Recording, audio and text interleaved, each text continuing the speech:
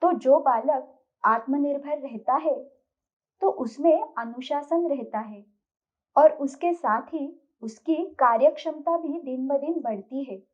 दूसरा बहुत ही अच्छा लाभ ये है कि स्वावलंबी होने के कारण उन बच्चों में नियोजन कुशलता और तत्परता, ये दो महत्वपूर्ण गुण भी आ जाते हैं।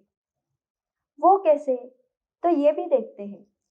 जब हमें अपना काम खुद ही करना होता है तब हमें पता होता है कि हमें क्या क्या करना है और वो कितने समय में हमको पूरा करना है, ये भी हमें मालूम होता है। तो वैसे करने के लिए हमें नियोजन करना पड़ता है, यानी योजना आंकनी पड़ती है, तभी हम वो समय में पूरा करेंगे। इससे हमें नियोजन कुशलता, ये गुण बढ़ता है। और दूसरी बात, हमें वो सारे काम समय पे ही करने होंगे, तो उसके कारण तत्परता, ये गुण हमारे अंदर आ सकता है। उसके बाद आत्मनिर्भर होने से और एक बहुत ही अच्छा लाभ हमें होता है, वो हमारा आत्मविश्वास बढ़ता है। हमें पता होता है कि ये हम कर सकते हैं। इसके कारण हमारे मन में आत्मविश्वास बहुत ही जल्दी बढ़ जाता है। तो सभी बच्चों को ध्यान में आया ना कि आत्मनिर्भर यानी स्वावलंबी होने से कितने सारे फायदे होते हैं। तो सभी बच्चे अब ऐसा प्रयास करेंगे ना? जो भी छोटी छोटी बातें रहती है, छोटी छोटी कुछ तो काम रहते हैं, तो वो काम हम अपने आप से ही करेंगे। उन चीजों के लिए हम दूसरों की मदद नहीं लेंगे। तो अब आपको ये भी लगा होगा कि स्वावलंबी हम बनेंगे, लेकिन उसके लिए ऐसी कौन सी कृतियां हैं, कौन सी बातें हैं जो हम अपना सकते हैं।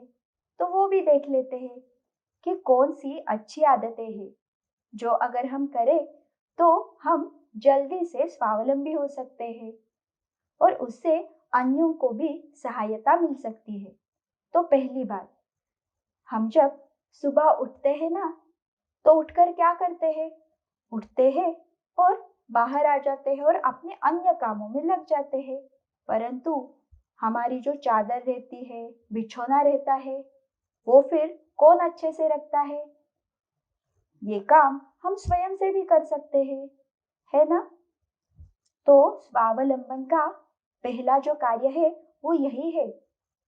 सुबह उठने के बाद अपनी चादर बिछोना हम अच्छे तरीके से तह करके रखेंगे।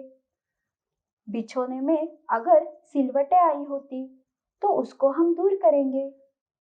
ऐसे करने से हम अपने में अनुशासन, ये गुण बढ़ा सकते हैं। उसके बाद दूसरी कृति हम क्या करेंगे? तो हम स्नान के लिए जाते हैं। तो उस समय स्नान को जाने के पहले ही हम अपने कपड़ों की व्यवस्था स्वयं ही करेंगे, यानी पहले ही हम कपड़े निकाल के रखेंगे।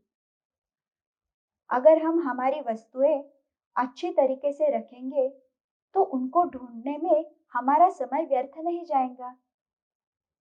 ऐसे होता है ना कि वस्तु इधर की उधर या कहाँ रखी होती है, वो ढूंढने में ही रोज का समय जाता है। हमारा तो समय जाता ही है और उसके साथ घर के अन्य सदस्यों का भी समय जाता है। तो क्यों ना हम अपनी सारी वस्तुएं, अपने कपड़े हम जिस जगह पर रखना चाहिए वहां पे ही रखेंगे। ये भी एक प्रकार का अनुशासन ही है। बाद में हम और एक छोटी कृति कर सकते हैं। हमारे घर पे रस्सी पर कपड़े सूखने के लिए डालते हैं। तो जब ये कपड़े सूख जाते हैं तब हम स्वयं ही उनको निकाल सकते हैं और अच्छी तरीके से तह करके वो अलमारी में रख सकते हैं। इससे भी अन्यों को मदद होगी और हम स्वावलंबी बन जाएंगे। इतनी बातें सभी को ध्यान में आई ना? बच्चों, हम हर दिन पाठशाला जाते हैं और पाठशाला को जाते समय हम क्या करते हैं? तो माँ के ऊपर चिल्लाते हैं, माँ मेरी ये पुस्तक नहीं मिल रही, ये पेंसिल नहीं मिल रही है, मेरा टिफिन का डिब्बा कहाँ है। ऐसे बहुत से प्रश्न हम माँ को ही पूछते हैं। वैसे तो माँ उस समय बहुत ही व्यस्त रहती है। तो आज से हम क्या करेंगे? तो पाठशाला को जाने के पूर्व हमारा स्वयं का खाने का डिब्बा, पानी की बोतल, हमारे पाठशाला के जो भी पुस्तक है, वो पूरा हम स्वयं ही हमारे बस्ते में रखेंगे। इससे माँ को मदद भी होगी और हम स्वावलंबी बन सकेंगे। सभी बच्चे करेंगे ना ऐसा? बाद में हम क्या कर सकते हैं?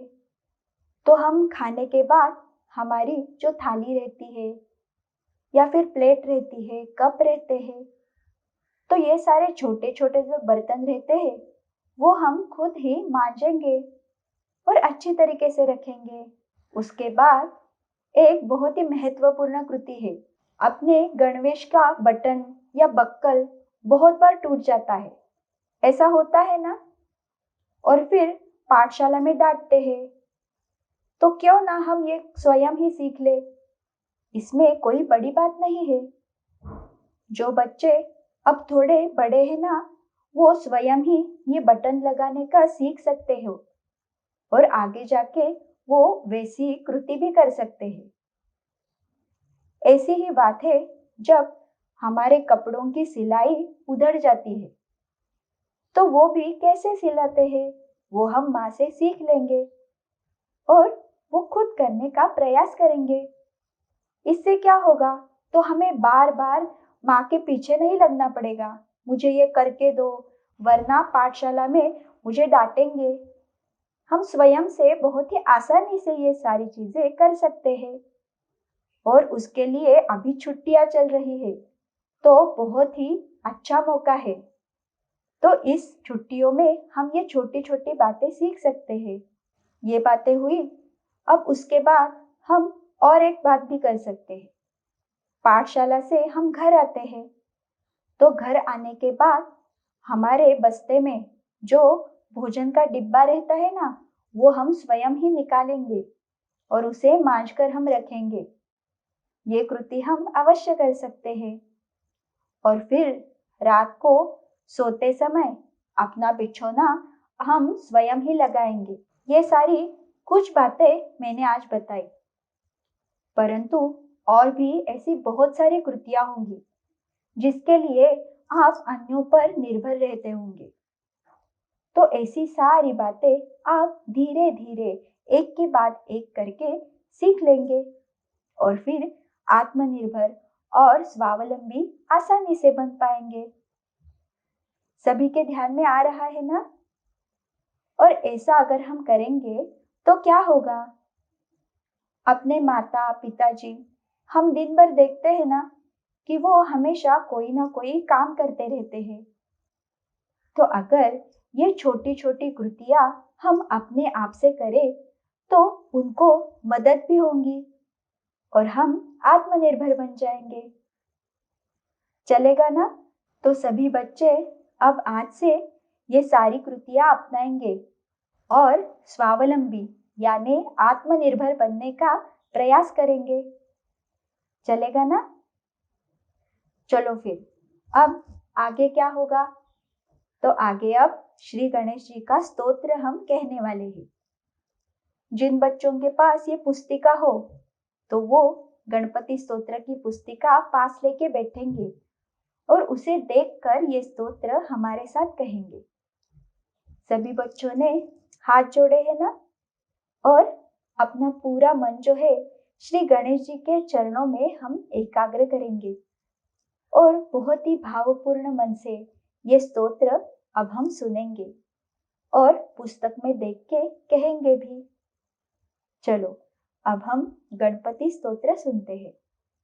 श्री गणेशाय नमः।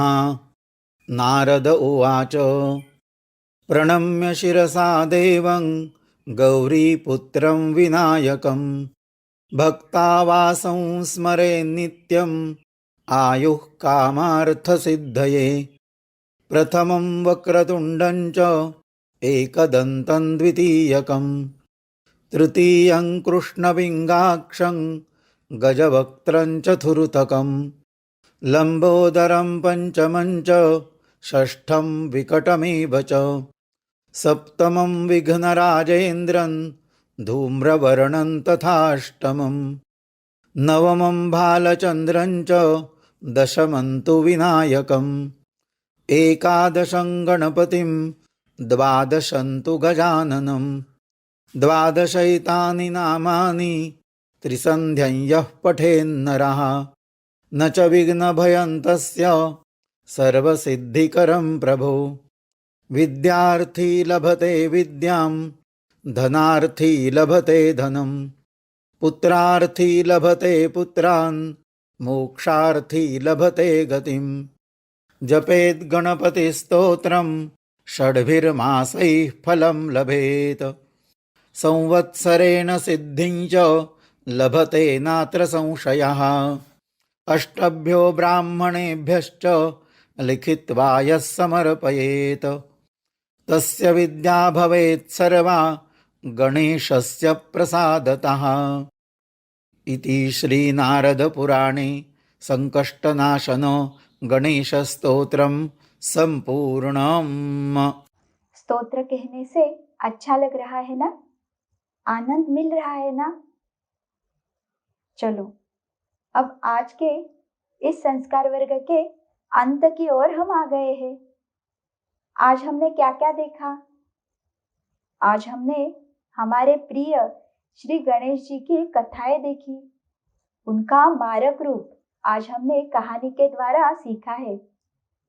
उसके साथ ही दो छोटे बालवीरों की कहानी भी हमने देखी, जिन्होंने सिर्फ 8 साल और 5 साल की उम्र में अपने धर्म के लिए प्राणों का बलिदान दिया। ये बहुत ही बड़ी बात है। बाद में हमने श्री गणेश जी का नाम जप भी किया और अभी आदर्श कृति में हमने स्वावलंबन, आत्मनिर्भर होने का क्या लाभ होता है ये भी सीखा। और अभी हमने गणपति स्तोत्र सुना। ये सारा हमें केवल और केवल भगवान की कृपा से ही ज्ञान मिल रहा है। तो इसके लिए हम अब भगवान के चरणों में कृतज्ञता व्यक्त करेंगे। सभी बच्चे हाथ जोड़ेंगे। हे भगवान, आप ही की कृपा से आज इस संस्कार वर्ग में हमें बहुत कुछ सीखने को मिला। इसके लिए हम आपके चरणों में अनंत कोटि कृतज्ञ हैं। बच्चों, इस संस्कार वर्ग के बारे में अपने सारे मित्रों को आपने बताया ही होगा। अगर गलती से कोई रह गया होगा तो उनको भी अवश्य बताना।